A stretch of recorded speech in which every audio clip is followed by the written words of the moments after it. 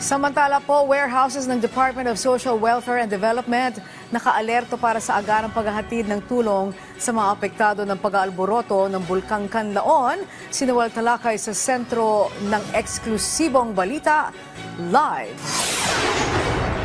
Angelique, eksklusibo kong nakapanayam kanina ang tagapagsalita ng Department of Social Welfare and Development o DSWD na si Assistant Secretary Erin Dumlao at sinabi nito na nakahanda na ang kanilang food packs hubs na magbigay o magdala ng mga family food packs doon sa mga lugar na maaari maapektuhan ng pag-alboroto ng Bulkang Kanlaon.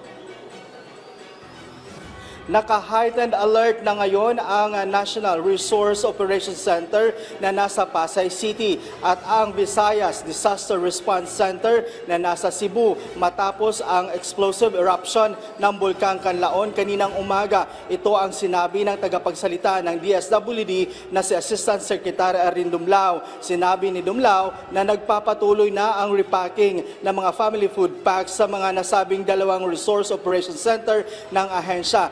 Nakahanda ito para mag-augment ng karagdagang mga food packs. Sinabi rin ni Dumlao na nakikipag-ugnayan na ang mga field offices ng DSWD region sa mga local government units para matiyak na ang tulong na kailangan kung ilan at sino ang dapat unahing mabigyan ng tulong.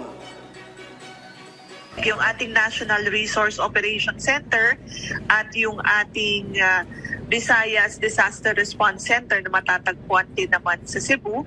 Actually, nasa heightened alert sila. Sila ay kasalukuyan nagpapatuloy sa production at pag-dispatch para matiyak na yung mga stockpiles natin ay ma-maintain.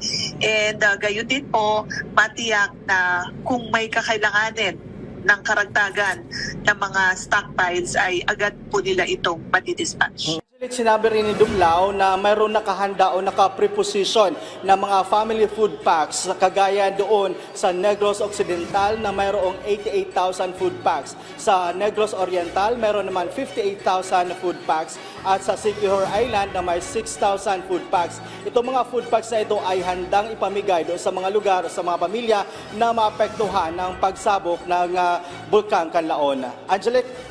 Alright, maraming salamat sa iyo, Noel Talakay.